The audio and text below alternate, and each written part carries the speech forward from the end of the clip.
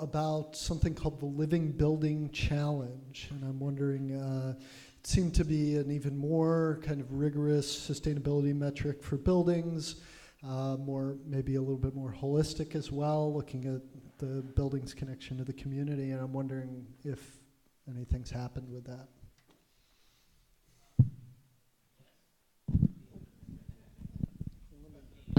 Let me give you the mic. We have been seeing a growth and interest in the Living Building Challenge. Of course, as you said, it's a very stringent program. It's we like to call it LEED on steroids. It's an extremely intense program where the owner and the entire building team need to be extremely engaged in the process from start to finish. Unfortunately, I haven't had the opportunity to work on one yet, but we're hearing more and more of these homes being built around the country, so that I would stay tuned probably the next couple of years to really start seeing a little more movement in that direction, because as the green building movement grows, the cost of those materials goes down exponentially, so it becomes a little easier to administer that type of program. Okay, great. We got a lot of great questions here. One for Kathy. How will Sarasota address the specialized needs of the aging population while utilizing emergency hurricane shelters, and particularly in responding to these natural disasters? The COAD, the Community Organizations in Aid to Disasters, which is active in Sarasota County, actually has a really good model that uses neighborhood leaders to be aware of people in your neighborhood. Where, 2 out of 3 people in Florida moved here from somewhere else, and a lot of people don't know their neighbors. And so being aware of neighbors who are alone, I know that during the recent storm, I knocked on the doors of several neighbors who are in their 80s and 90s and was there for them, and made it, and a lot of our other neighbors did that as well. And so I know a lot of that's being done informally. It is done a little bit more formally through the COAD, and for those of you, you should contact Sarasota County to get connected, and leaders in every neighborhood would be a great thing. Okay, back to Drew here. Do you notice an increase in production builders offering solar PV as an option, or building houses with solar PV already included? Yes, that has increased quite a bit over the past few years. Matter of fact, there's an entire community coming in Lakewood Ranch by Lennar that every home will have a PV system on them.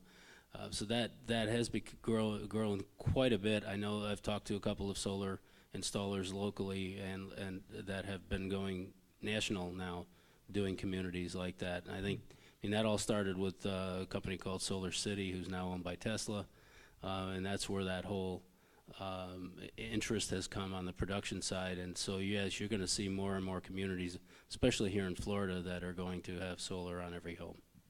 And what's the one called in Lakewood Ranch? I apologize. It's okay. Just coming out of the ground, so I'm not sure what the name of the community is. But can look it up. Okay, back to Kathy.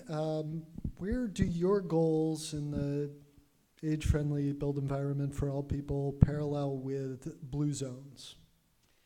Well, in a lot of ways, blue zones are, there's an awful lot of intersect. One of the distinctions that I saw, which is why I think it's going to be hard for a community to adapt it. Communities have adapted it. Certain number of restaurants and fooderies in the communities have to have, organic and no additives and things like that. So it's a little bit more than I think than all communities can do, but otherwise it's aligned on just about every other measure. It's basically about getting out, staying active, being socially engaged. And as you all know, you're seeing all the constant information on isolation. It's equivalent to smoking 15 cigarettes a day to be isolated as far as the impact to your health. And so it's about being socially and physically active and engaged. And there's a lot of intersect there. Okay, great, thank you. We'll keep passing this back and forth. For Drew, what, in your opinion, is the best green building code ordinance or incentives that a city could implement to support more green building? Well, it's kind of a double-edged sword. Yes, in one sense, I'd love to see some type of mandatory certification program on every home, but I think currently the voluntary program seems to be working pretty well. Currently, they have mandated, or code has mandated blower door testing on every house. So we've taken the first step to ensure that homes are now being built tighter than they ever have been in the past.